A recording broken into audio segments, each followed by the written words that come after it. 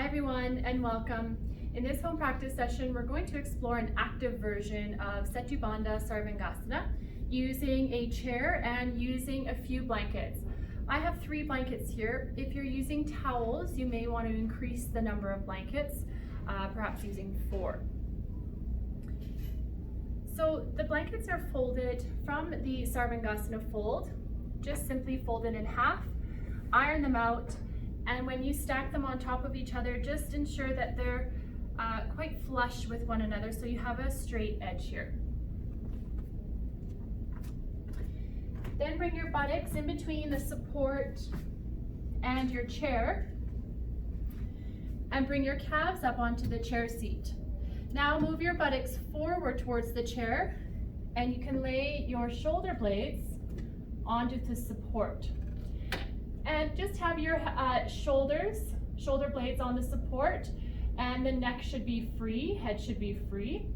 And then you can roll onto the outer shoulders a little bit further, hold onto the chair legs or the chair feet, and press into the chair and start to lift your pelvis up.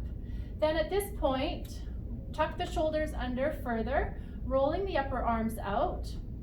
And then you can bring your heels to the edge of the chair seat.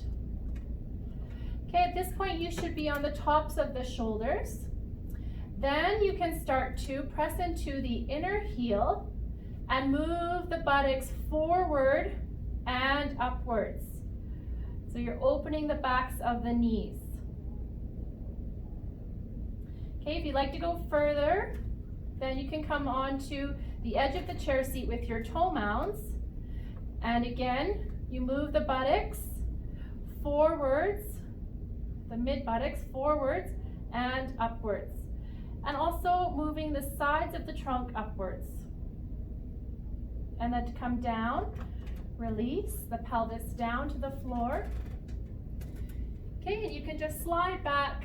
So now the back of the pelvis can be onto the supports, calves on the chair, and just let yourself rest. And then bring the feet to the floor, and you can roll to your right side. And come on up. Let us know if you have any questions, and we'll leave some information below this video as well so that you can access that. Happy practicing. Namaste.